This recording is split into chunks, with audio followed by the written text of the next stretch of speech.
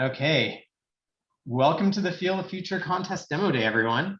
So this is our third demo day. We have 4 awesome contestants vying for a grand prize. How much is it, Jenny? What's our grand prize again?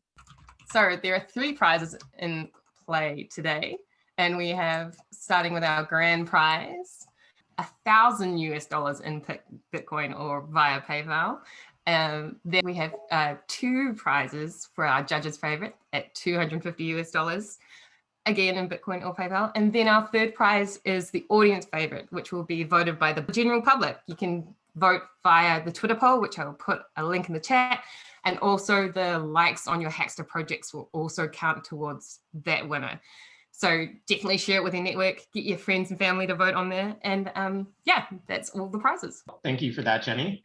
So we have a panel of 3 awesome judges joining us today. We have, first off, my co-founder, CEO of Neosensory, Dr. David Eagleman.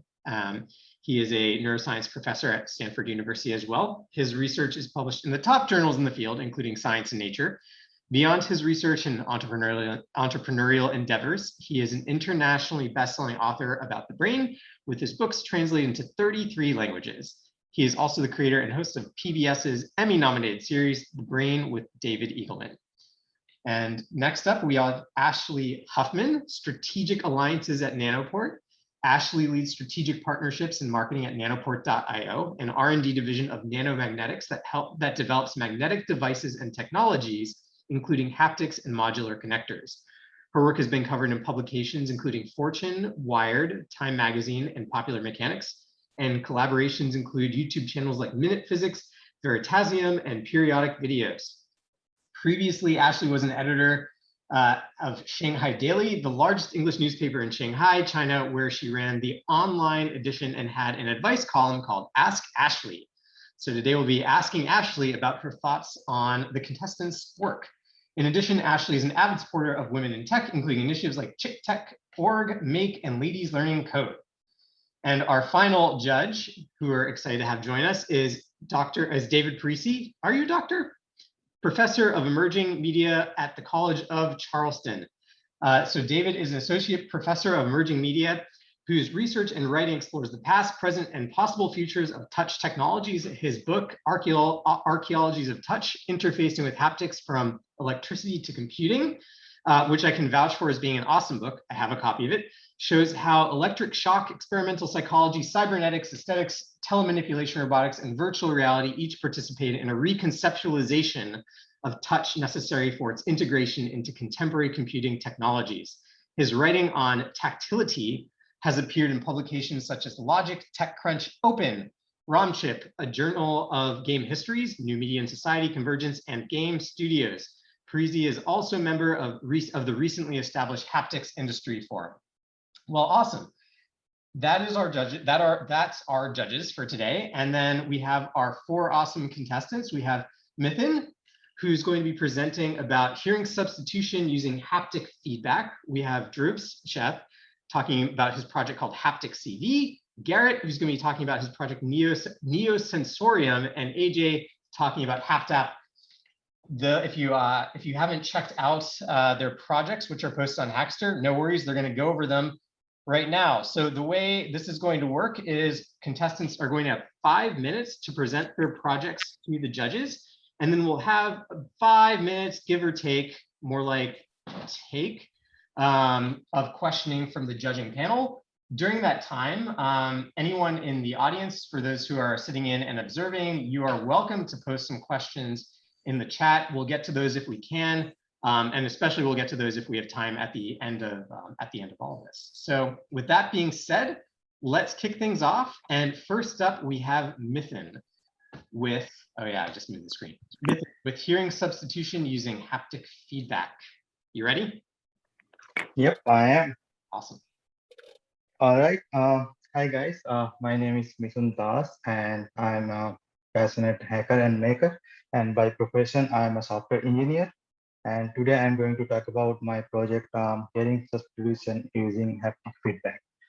And also I named that project as Baby Connect because it's all about raising a kid and then all the way, it's all about the parenting. So what I'll do instead of presenting any PowerPoint. I'm going to show my Hackster page.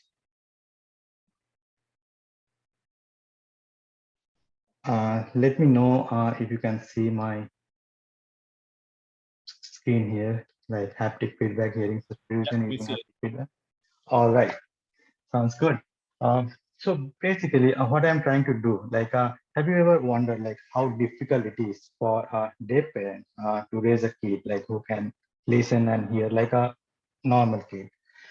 Like they face different challenges, like unique challenges throughout different phases. Like for example, when a baby is newborn, like infant, like only way they communicate is to cry, like when they are hungry, when they are fuzzy, when they are in pain all the time, they just cry.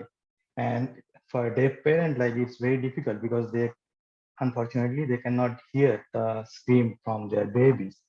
So I was thinking about how we can actually solve that problem. So when I was reading about haptic feedback and came across with New Sensory Buzz, and then I thought, okay, probably that's something we can do for them. And also, like, then I started thinking, okay, so that's about the infants. What about the toddlers? They don't cry, they start to talk, but at the same time, they can actually navigate, they can start using mobile phone or tablets. And I can introduce different icons and they can actually tap those icons, which will actually translate to a different vibration pattern, and parents can actually know what's going on. So yeah, I'm talking about AAC, augmentative alternative communication.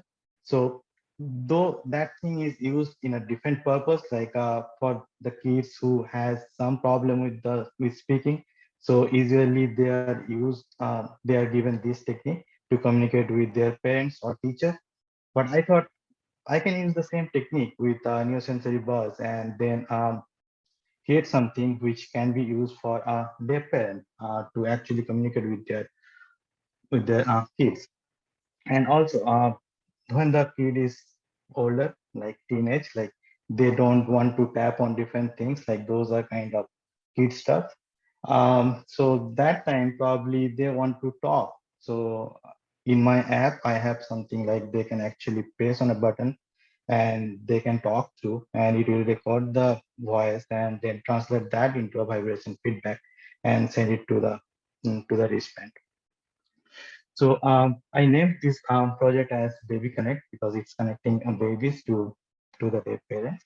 And I created one app and also accompanying by device. Uh, so this is my device, which is basically uh, built on Nano BLE33, and it's actually running Edge Impulse machine learning model to detect the baby cry. And when there is any cry, it will actually send the data to the app, and then from app, it will actually vibrate the wristband. And the thing, this device is also powered by battery, and it has a rechargeable module. And I tested that when it's connected to the Bluetooth, and it lasts about 32 hours. So which is a good, like a 32 hours is a good one without doing any optimization. And now thinking about the project, like how this thing came in my mind. So as I was explaining, like I was doing some research about AAC, and also I came across with something called Morse code. So I was actually watching a movie where a person actually stuck in a abandoned basement for months, and he was trying to communicate to the outer world using Morse code. So he was actually using a bulb outside of the patio to send the message. So that actually struck my brain, and I thought, okay, probably those two things I can combine together to build something. Because whenever we are talking about any vibration pattern, we need when we are talking about any vibration feedback or haptic feedback, we need a pattern. Like we are talking about different icons like thank you or yes or no, those sort of things. But those are random icons, so we need some pattern to actually map those icons to, so that it can actually translate the vibration to the buzz, new sensory buzz. So this is my visual representation. So for example, similar concept as Morse code, like Morse code, probably you know, like it's dot and dash. So I basically bought the similar concept, and here I'm using like a low frequency, like 50 hertz for uh, to represent a dot and 255 to represent a dash. And then another advantage when we're using new sensory bus is that we have 4 different motors. Like in Morse code, we have just one channel like dot and dash, but here we have 4 different motors, and we can actually simultaneously create different things. Yeah, though it will be little complex initially, but it's human brain, like it's very complex. It can handle a lot of complex things. So it may take a little longer to train, but definitely over the time, your brain will be trained and can actually recognize all those patterns. So if you tap on something, immediately your brain will realize, okay, that vibration means that particular icon. And soon that translation will go away and you just tap on an icon and you will actually see that or hear that. So that's all about the overview on basic things. Now I really like to show the quick demo. So I'm going to stop sharing my screen here and I'll start sharing my app. All right. So this is my app. So here you can see on top we have the new sensory battery percentage and all those basic stuff. And also this Berry Nano has temperature and humidity. I'm streaming that. Sometimes that's necessary for baby monitoring thing, and also the ambience light and all those things. And now the fun part is here, like when you actually tap on different things. For example, I'm tapping on here. So I don't know like whether you can hear it. Probably I'll. So you have to trust me if you don't, if you can hear that. But actually, it's buzzing my wristband, and I can feel that. And the way it works, like I have all different emotions captured. So, for example, hungry, angry, happy, sad, and all those things, different actions. So it's very basic. Like this list will keep growing. So, for example, like this is the mapping I have. So I have around like 10 or 15 different icons mapped, and then you can actually tap on different things and it will get the feedback directly. And also at the same time, you can just talk about it. So for example, yes, so you can see it actually transcribed that. So I spoke yes, and it transcribed yes. And then at the same time, it actually sent the feedback on my wristband. And another important thing I wanted to show you is basically baby crying. So I'm going to make some baby noise from my phone.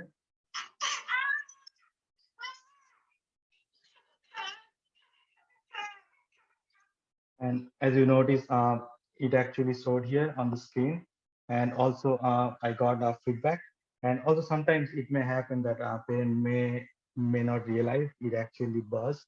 So I'm also actually making it like I'm putting the LEDs. Yeah. So you can see all 3 LEDs are lighted up.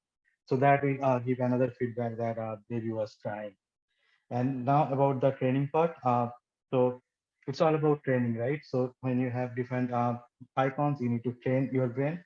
So here I have the training scheme. So it will show you 3 different icons and you need to guess first. So and first time it will vibrate. If you don't hear it, you can tap one more time the play button. It will again buzz, and now you can actually try to guess what's happening. So for example, play. This I think it's hungry. I think it's hungry. No, it's not. It's yes. Yeah, so you get the idea. So this is a training page where you will actually try different things and you'll keep learning. And also in level, I have different levels. So in level 1, you have all the basic icons, which are most frequently used. And then you can actually move to level 2, where you have more advanced icons. And I currently have only level 1 and 2 at this moment, but my plan is to actually keep adding more levels.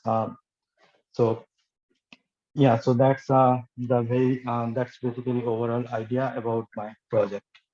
And Jenny, how much time do I have? You're a bit over. Oh, But we I'm so sorry. feel we're gonna be a little generous today, as long as it's like within reason. This was within reason. So you're good. Thanks, Nathan. Really appreciate it. Let's open up the floor to the judges to ask their questions. What you got, judges? So I have a clarification question. First of all, this is very cool, but I'm just trying to understand a couple of things. So at what age does a little child press the buttons to communicate with the parent? Because really little children won't have any idea what this means. So what kind of age were you thinking? I'm thinking toddler, like around 3 to 4 years, like when they are introduced to different icons. So, for example, I have a friend of mine who has a kid who is actually suffering from autism or age 80. So he was introduced to different icons to communicate with their parents. I think, and he was introduced around age of 3 or 4. So I think probably that age when they will learn how to recognize different icons and probably a good time to introduce these things. Got it. And let me just make sure I'm clear on one other thing. You said this is for deaf parents with a hearing child, but what about deaf parents with a deaf child? Wouldn't this work just as well? If the child's job is just icons? Yeah, absolutely, because it's all about tapping on icons and communicating. So there is no hearing thing. And also another good thing is that if the kid can speak, they can actually tap on the record button and then just speak out, and then they can communicate with it. Thank you for that. Did the other judges have any questions? Yeah, for sure. I was curious if you ran into any limitations in terms of when you were doing real world testing. So maybe people, like it didn't pick up a sound the way you thought it would, or for example, people just couldn't fathom like that many haptic effects and weren't able to perceive them the way you thought. Can you tell us about kind of the real world experiences that you tested? Yeah, absolutely. So honestly, like the way I started my design initially, so I thought like I have 4 different motors and I can vibrate simultaneously. The exact thing I actually showed on screen or on the website. But when I was actually testing with myself, even my daughter and my wife, I realized like it's taking a little longer to actually get those things. So probably it's better idea not to send all 4 signals at the same time simultaneously. So I'm thinking about just breaking them apart like a more like a Morse code does, like it's dot dot dash. So maybe I'm thinking about that line. So probably a little pause between those 4 commands. So not simultaneously all 4 at the same time with like a low and high. So probably low and a little gap and then high and then low, little gap low, that sort of thing. So definitely like there was a challenge when I initially implemented that. And I soon realized probably I need to tweak that and make it better so that everyone can get it. Awesome. That's great. Simple. Great. Maybe time for one more question. If not, we can move on though. Yeah, so I have a question. First of all, I think this is a really cool project, and I love the testing component of it.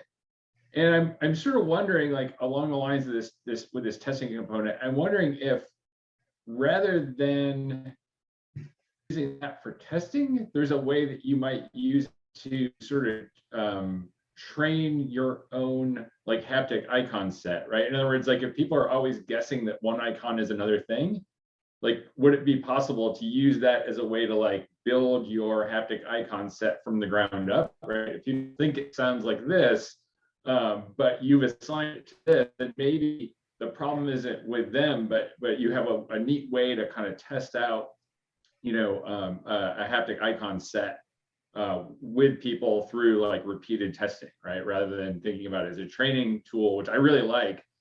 You could think about it as a testing tool. I think that's one of the big challenges here is like, how do you do the coding for this, right? Yeah, absolutely. Yeah, that's a great feedback. Yeah, definitely. Yeah, definitely. I'll think about that. And yeah, so like guessing things like that, something came in my mind. And yeah, there are some challenges. Like probably you're seeing the same thing and you're guessing. But if I can just paint a set of icons with different feedbacks, they can actually start learning on their own. Like if they're curious about certain icons, like maybe we will communicate with yes, no, that's all parent care at that particular moment. They can just focus on those icons and get trained and then start communicating. Yeah, good feedback. Thank you. All right, awesome. Thanks, Mithin. Really appreciate you joining us. Let's move Thank you. on to our next contestant. We got Dhruv with Haptic CV. You here, Dhruv? Do we have? Hello everyone, and so my name is Dhruv, and I'm a computer vision developer, as well as an embedded vision developer, and mainly focusing on spatial AI domain in the computer vision field. So I built the project Haptic CV, which utilizes spatial AI and haptic stimulus to alert the user in real time about the surroundings of the cycle. So um, instead of presenting a slideshow, I'd rather share the demo with you.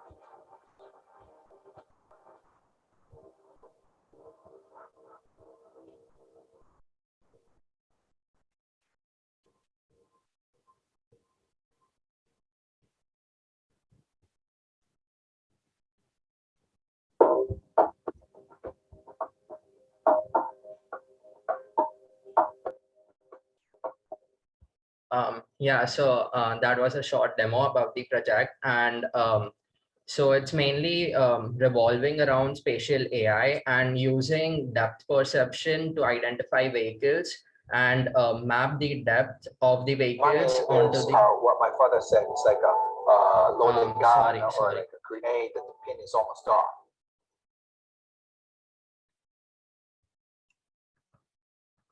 Okay, so yeah, I'm using spatial AI and depth perception to map the vehicle's depth onto the NeoSensory bus to alert the user in real time about the surrounding around him.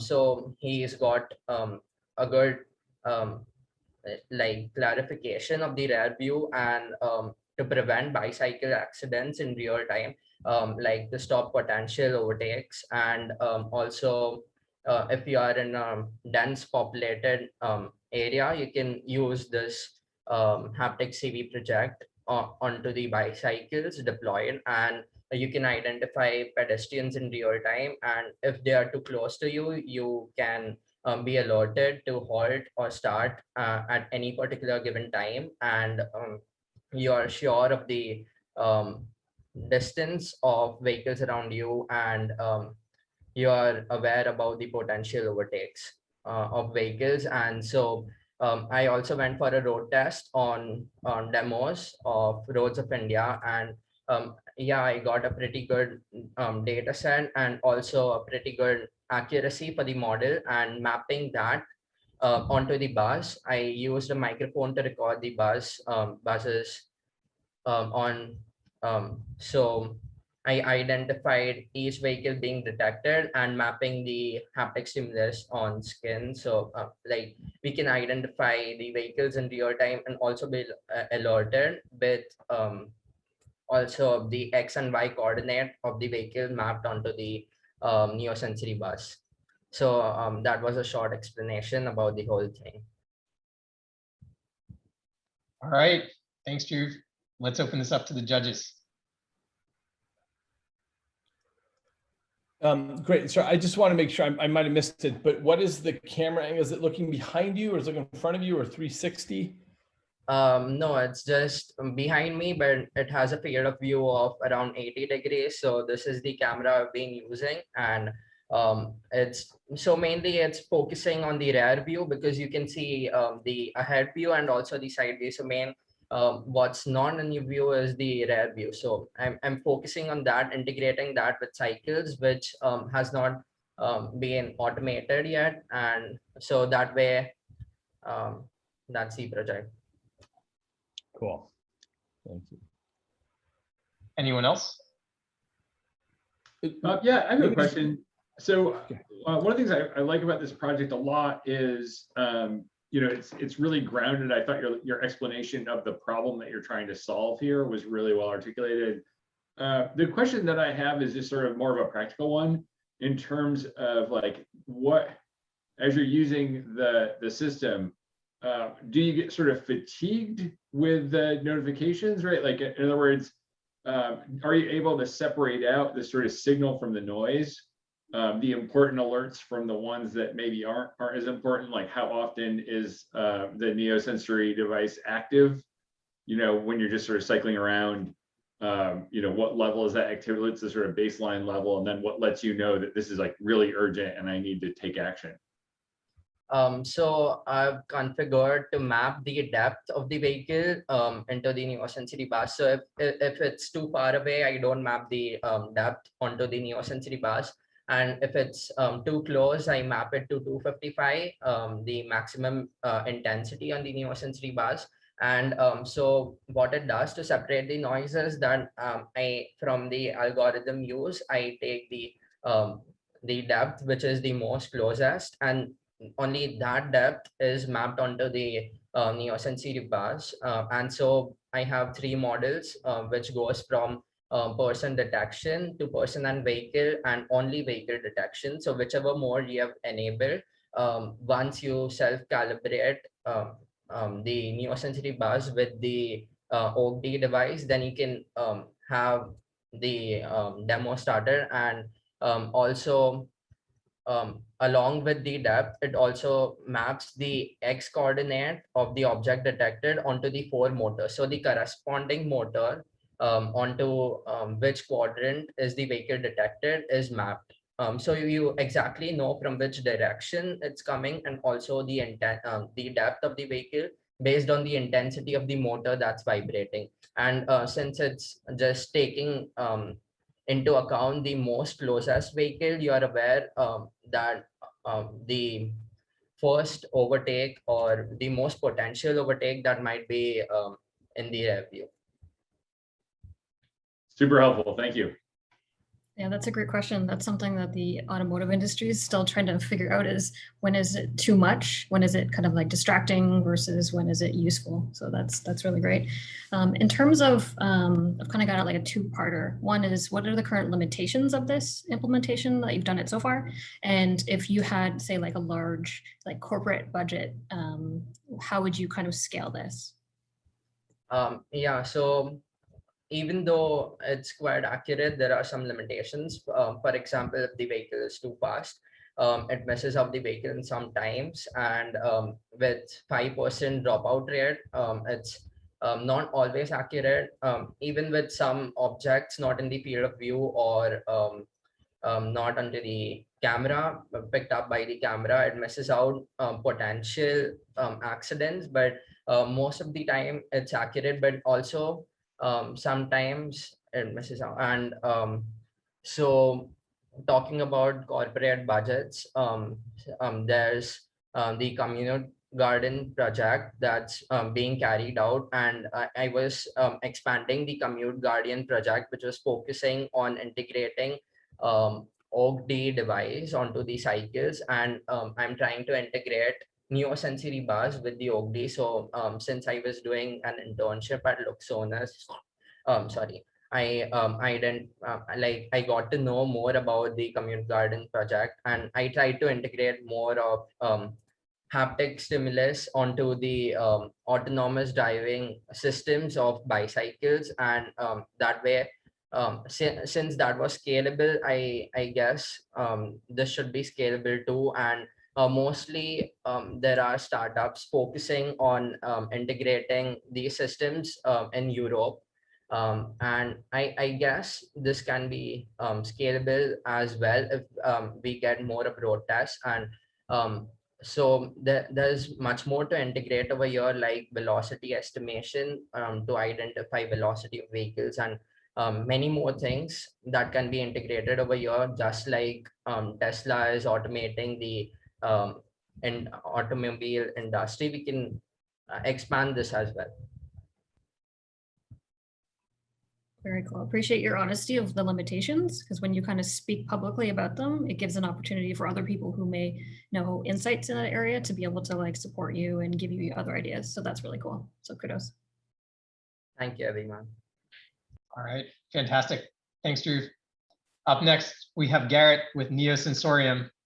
All right, Garrett, you available? Yeah, I'm here. Awesome. Thanks, Scott. Go for it. So yeah, I'm Garrett from Brains at Play. I created the project with Josh Brewster, who's also on this call, and Kevin Rao. Josh is my co-conspirator in Brains at Play, which is developing web-based biosensing infrastructure. And Kevin is a high school mentee of mine who I sent my Buzz to, and he's still learning how to use it. So I don't have my Buzz to do a demo, but the nice thing is, as I said in my Hackster post, the proof is in the pudding. So if you have a Buzz, please get it out, and hopefully this works. So I'm going to share my screen. So as I said, we are Brains at Play, and we're developing web-based biosensing infrastructure. So this is our platform. And what I have to show today is called Sensorium, or Neosensorium, as we say in the Buzz realm. So what it is it's a sort of bio feedback system for EEG hardware. So what we have is I have a Muse headband. So this measures EEG activity. We support a bunch of different hardware, which you'll see, but I'll just turn the Muse on. And if you had one of these, or you have any other device, it's as simple as going into the device manager and finding which device is yours. So as I said, I have the Muse, and you'll see that the Buzz is actually also here. So if you have the Buzz, this is where you go to connect it. If you have issues, what I would suggest is to pair it directly with your computer before going into Chrome and using this. The other note is that Chrome is the only browser that is supportive of Bluetooth connections. So you'll also need to use Google Chrome if you're not using that. But to connect the Muse, it's as simple as pressing connect, waiting for it to pair in the device selector, pressing pair, and then let's see. Now this animation is responsive to my frontal alpha coherence, and my EEG band powers are being calculated in real time. So just to show that this is actually going on, here is a spectrogram of my EEG activity, and we can also pull up a plot of the raw data. And so this animation is moving in response to, again, my frontal alpha coherence, which is a sign of executive function or sort of control. And the nice thing about this actually is I can send a link to you all, so you can go into the same game room that I'm in currently.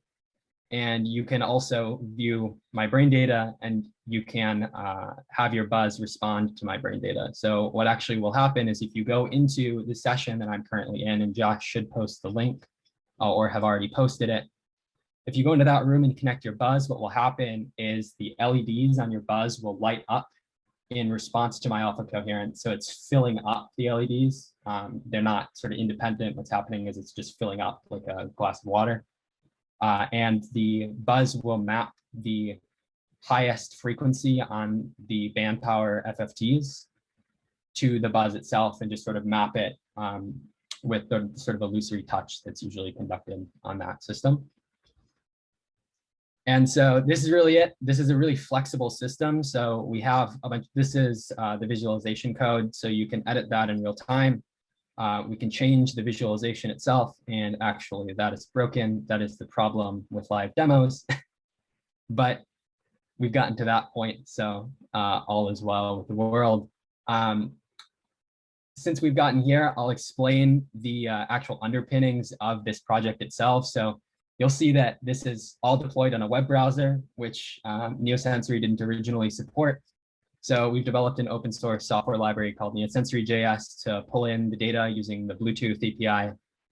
And we have a simple control panel right here. So Josh should also post that link. And if you want to poke around and try this simpler example with a lot less fluff, you can do that as well. And just if you're going to do this, you have to request and accept developer access before you can have any of the advanced functionality. What I've also done since then is developed a visual editor for all of the applications on this platform we've developed. So that includes the Neosensory devices. So I'll just pull up and reload the Brains at Play Studio and open the Neosensory Playground. So what this is a user interface with a single button, and it says Buzz disconnected. If you go to this application, again, Josh should post a link. It's just app.brainsatplay.com with a hashtag of studio. It's also available on the front page. You can connect your Buzz. This will change the user interface and allow you to press this button with actual responses. And I've just set it up right now to, if you press the button, it will give you a jolt on your Buzz. So it'll just buzz off 4 motors. And what's nice about this visual UI is actually that you can click on the Buzz module and modify any of the parameters available for the device. So I can in real time change how intense the motors are firing. I can change the LED colors. I can change the LED intensities, and I can even change the position at which the band is mapped onto my wrist, or the signal is mapped onto my wrist. So between 0 and 1, just one motor 1 to motor 4, just sort of continuously along your wrist. And so this entire platform is pretty flexible. If I'm over time, you can just stop me. That's okay. This is just sort of demonstrating a little bit more functionality. But so what I can do is I can call up a canvas. And so this is just demonstrating, because I don't have the Buzz, how sort of flexible this is. I can add a line.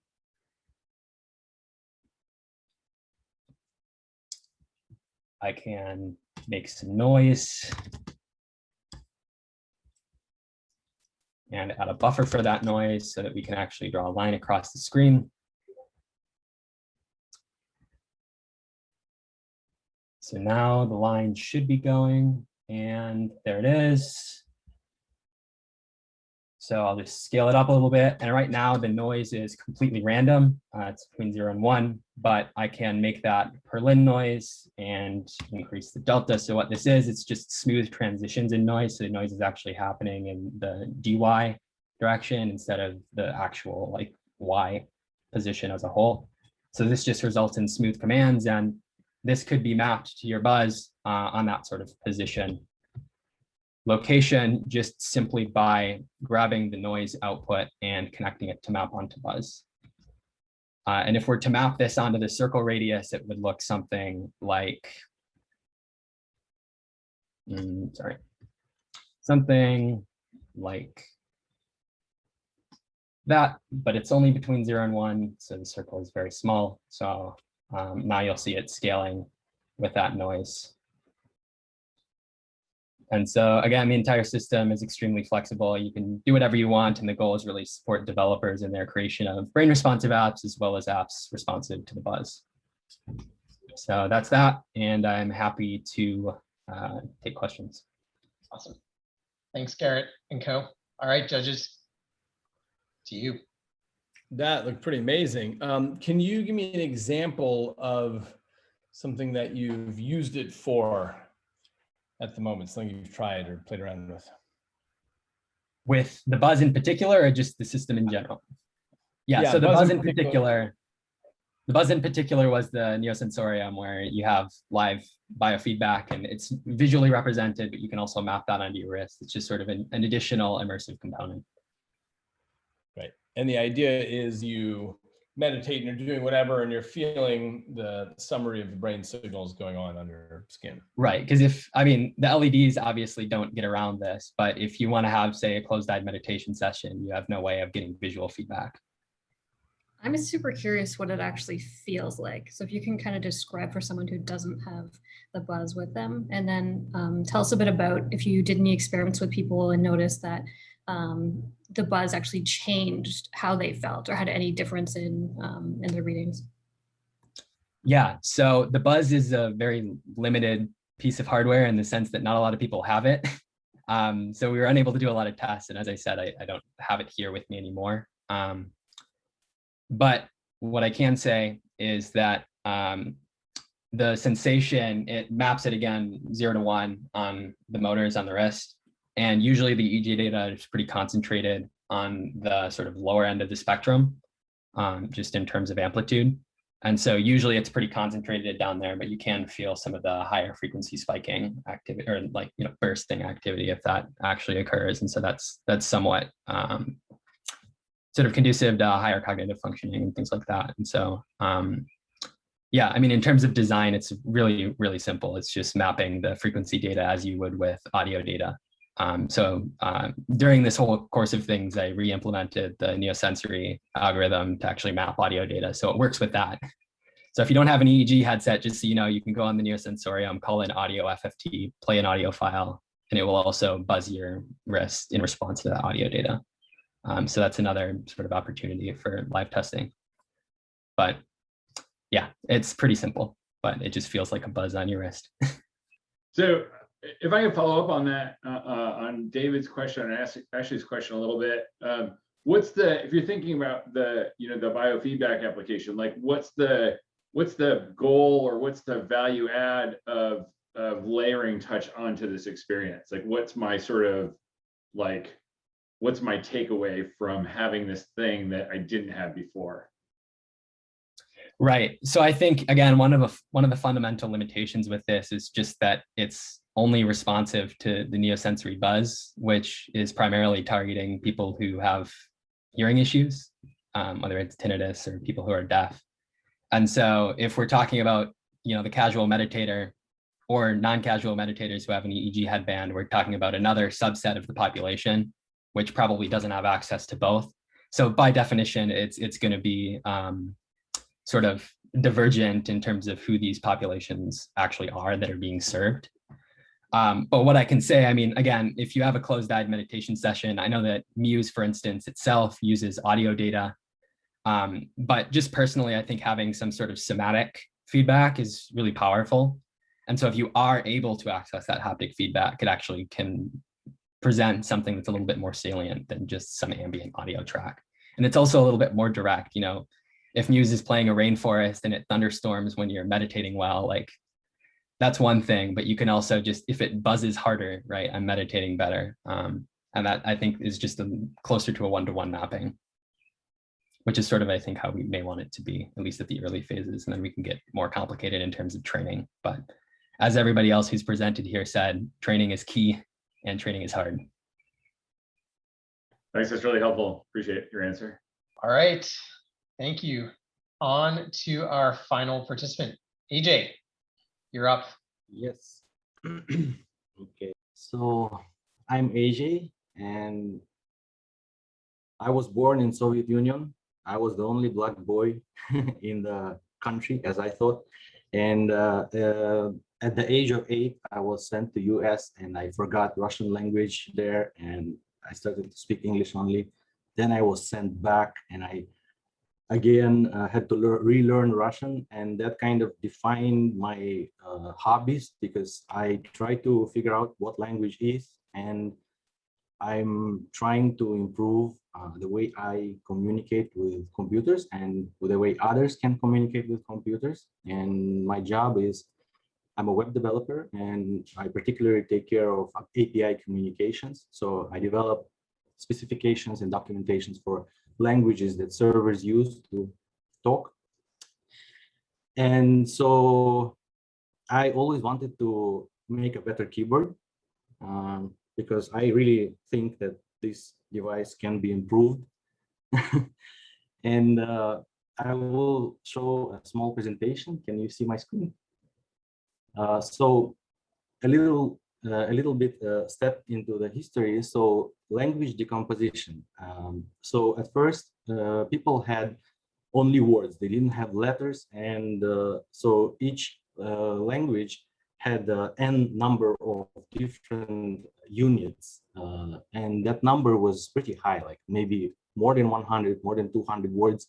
So it was pretty complicated to exchange messages in distance because you need to find someone who can draw on the wall, who can draw a cow or a house. And then probably that person is the only one who can actually accurately read that. So after a while, people came up with base 30 languages that have smallest unit is a letter, and it has much less variation. And it allowed us to send messages on paper. So messages were sent with a horse or with a sheep. It was physically traveling with someone. Then Morse code appeared, and it reduced the number of variations to, someone say 2, someone say 3 units. So those are dots, dashes, and spaces. And my goal was to develop a language that I can use with Muse or similar devices. And I was actually able to only detect clicks from it. I wasn't able to detect, I was thinking that I can detect dot and dash and then I can type, but it didn't work well. So I was thinking, there's also binary code, which is base 2, and ASCII and Unicode, they fit into this kind of languages. But I was always curious and wondering if I can make a base 1 language, the language that has a single button, and the one that I can use with these devices. And so I came up with what I called at that time was inverted Morse. So I took Morse code, and these are dashes, these are dashes, these are dots, and I just placed a dot in the beginning of each letter, and then I also placed a dot after each signal. And this way, I basically made a projection of Morse that only had dots. So it had only a single signal, and it became a base 1 language. I think it's there's only one other language which called Topcode that also uses only a single signal. So this type of language is very, very good for sending messages from somewhere where it's really hard to send messages, like from human brain without using hands or without using mouth. And so it has very low entropy. It can travel through solid objects, and it can travel on very long distances without being affected by noise. And it is really good for one-finger typing, so people can type on a smartphone without looking at the screen. And it's sensor agnostic when it comes to receiving. It can be received by visual, by eyes, by ears, or skin. And that was one of the most interesting things that I discovered. I was not actually planning to read text with this, with inverted Morse. And so that was actually the moment when HapTap got its name. When I understood that it could be read from haptic feedback, it became HapTap. And the application that I submitted for the contest teaches people to read haptic messages. And you can read about how it works in my article on Huckster, but what I want to focus now is limitations of this method and the future, how I plan to overcome them. So currently, HapTap version 1 is only our skin senses only the timing of the events, but the skin is actually very good at also sensing the position, the location of the event. And HapTap doesn't use that at all. And that's a waste of information, because I want to make letters and words as distinguishable as possible from each other. And that really boosts learning. So we actually receive data in a single dimension. You may say this line is a single dimension that we read the information, and that's why we're basically limited to unary communication. So I only have like a series of ones. So HapTabs send like 111, 11, 1, 111. We don't send zeros. We have a small delay here, but it's only one kind of delay. There's no different kinds of delay. So for example, we can send 1001 in HapTab. It's a limitation, and it actually ends up, the messages end up very long. Language, the receiving is quite slow, and that's the biggest bottleneck for me. So another thing is that the skin can get tired in this place and get less sensitive, and the motors overheat. That's a big problem that actually stopped me from developing my own haptic device. I was struggling for a year trying to 3D print something, and it was all melting. So my proposal, my plan is that HapTab version 2 will be received with at least 8 haptic devices, or one device with at least 8 motors that are spaced at least 5 centimeters or maybe 2.5 centimeters from one another. And we still have only one active point at a time, and the messages are arriving in this fashion. I'm not sure how to call this, but it is basically the same language. It's just received with 8 times more sensors, so it could be 8 times faster. And here, because we're sensing time and location, we can actually sense 3 zeros, we can sense 4 zeros. So it has much better timing accuracy, much better accuracy overall, and it has full binary support. So each packet is actually a byte of information, and that's why, because it's 1 byte, and we have 7 useful bits, because the first bit is always active, because this thing can move relative to the skin. For example, if it is on your t-shirt or somewhere on the sleeve that moves, the first bit will just let you know that we will count all the next messages according to this, the first bit, relative to the first bit. So the first bit is not usable, it's not carrying any useful data. But we have 7 useful bits per packet, which is 128 variations. So we can store 128 letters.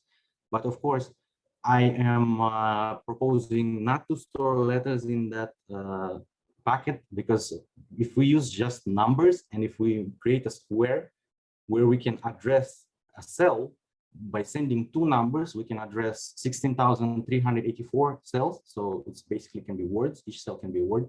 And if we send 3 packets, we can send more than 2 million words with just 3 packets. And I believe, I hope that I can receive up to 10 packets per second in this way. I didn't test this, and I still don't have a device that I can test this with. So this is potentially faster than silent reading. So when you just read a book, it's potentially faster. And I actually studied speed reading before, and it is not a problem to read. Some people are concerned that brain will not comprehend. It's just not, it's not like that. Speed reading can be 10 times faster, and you still understand things even better. So that's what my hope is, that and there will be less fatigue and less overheat, because the load is distributed in 8 motors. So this is my plan for the future of HapTab. And what it can bring us to is, I hope that it will be automatic learning during childhood. So it will be some kind of a set of games. We put a sleeve on the child, and maybe even before they learn the English language, they can learn a game of digital communication, because those are basically 1s and 0s.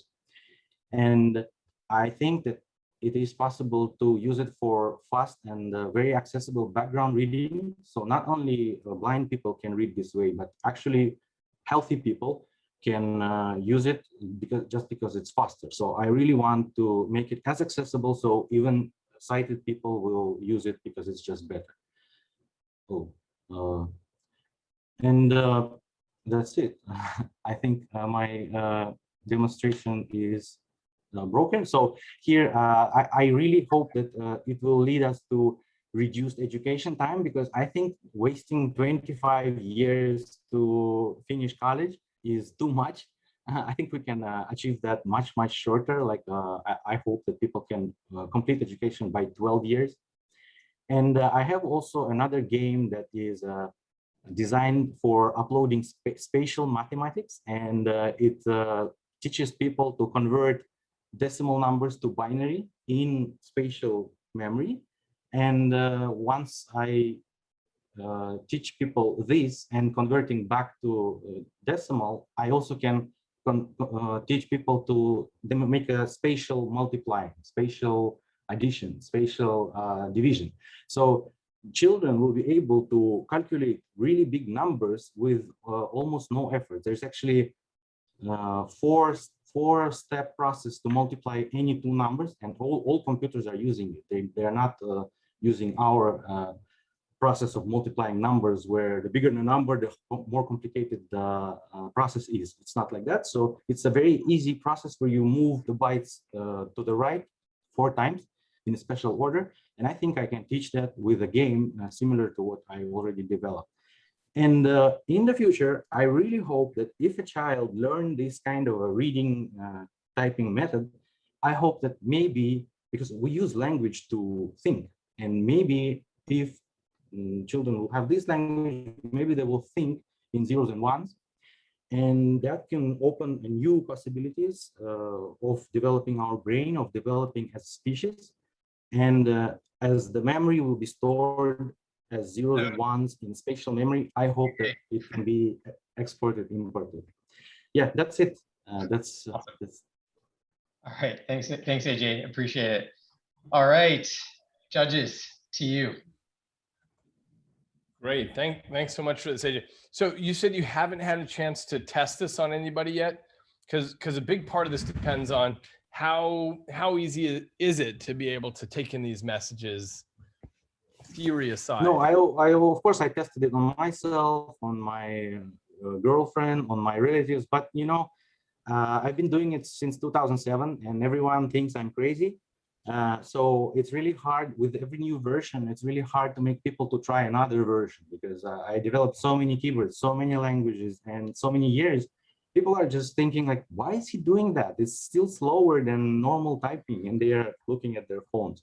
So yeah, I don't have a lot of data, but since I released the app, I already got some feedback. Some people are emailing me, and they are saying that they really can understand letters through the app.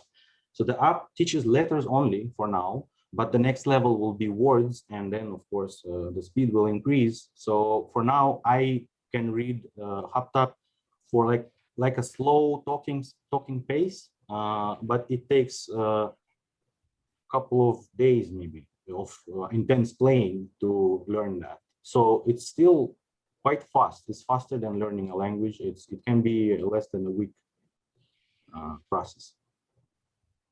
And one more very quick question. How did you decide to do, for example, letters instead of phonemes? Because it's tough to spell out language in your head. Yeah.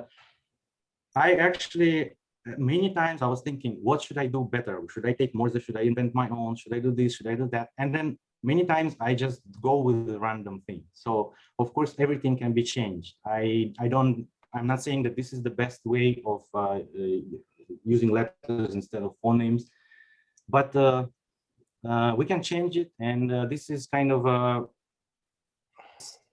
project stretches, like you say in your book, the first book made about the afterlife, when you stretch the person's mind to understand like the borders are further than we think. This language is kind of an example of how far can languages go away from what we're used to. And I hope that some people may see this and maybe build on top of this, maybe suggest another layout, or maybe suggest another, I don't know, shape. So this language just shows the extreme furthest thing you can imagine from language, but I hope that people will improve on this. And if you have a suggestion of a better layout, and like it's really tough, especially mapping words. because my next step is mapping words, and I really struggle. It takes years to understand what words are the most useful, how should I order them, and how to be with other languages, you know. So there are a lot of things that I don't know why I'm doing it this way. I'm just doing it because it's maximum different from what we have, just to show, just to stretch their imagination. All right, thanks. Any of the other judges have questions? No pressure. Yeah, I will consider my imagination stretched, AJ. I have one question based on some of what you referenced in your video. Can you talk a little bit more specifically about your testing with blind users with this app and what you learned from that? Yeah, so I posted the introduction to my visual app in a blind people forum. And of course, they were very skeptical because it was built in Canvas, so no screen reader can read what's happening there, and everything is moving. They can't see that. But there was one person who invited me to participate in their podcast. They have a special podcast about technologies for blind people. And he asked me a lot of questions. And that was actually the first time that I tried my technique of telling a story where you enter a palace and you have a door to the left, you have a door to the right, and you see weird things there. And I did that during their podcast live. And they were like shocked of how one can go inside their imagination and do some things there without asking them. And at that moment, I felt that maybe this is a power. Maybe this could be even more powerful than seeing the map. Like when you imagine something in your imagination, that could be even better, easier to memorize than what you see. So it was maybe a year ago, and I set a goal that I will need to make a text quest or an audio quest, but I really was struggling with the feedback. I couldn't receive an accurate feedback from different phones, and that's where NeoSensory really helped. And I hope that at someday maybe I could try a vest, or maybe we can work on some sleeve together, and we can further push the speed of reading in using haptic feedback. Great. You hear that, David? Everyone wants these vests. These vests are a hot commodity. We'll have to work on that. All right. AJ, thanks so much. Thank you, judges. Just to wrap things up, so quick things. Voting for the audience favorite will be open until Friday. So we have a Twitter poll up. We'll be retweeting that around. And then you can also vote on the Hackster entries on hackster.io. So you can just go over to hackster.io/neosensory, I believe, and we'll be posting information about this throughout the week. Winners will be announced June 30th over email and our socials. For those of us who are just learning about NeoSensory, join our developer Slack, sign up for the dev newsletter. Ashley, as just some plugs for Ashley and David. So Ashley also runs Haptics Club, open community about haptics. The club runs an event every other week with speakers from various industries and academia. You can find the podcast on anchor.fm, search for Haptics Club. Ashley, anything else I should add about that? No, okay, cool. David, so David has a workshop, David Parisi, I should clarify, has a workshop coming up called Effective Haptics for Enhanced XR, taking place on July 12th as part of World Haptics. Very exciting. The link to that is a little long, so we'll be sure to plug that on Twitter, I think. We'll do that for you. And then, of course, just to replug David's book again, Archaeologies of Touch, Interfacing with Haptics from Electricity to Computing. Great book. Strongly suggest everyone check it out. All right. Thanks, everyone. Thank you for joining us for our demo day for our Feel the Future NeoSensory competition. We'll be seeing you all around. All right. Signing off.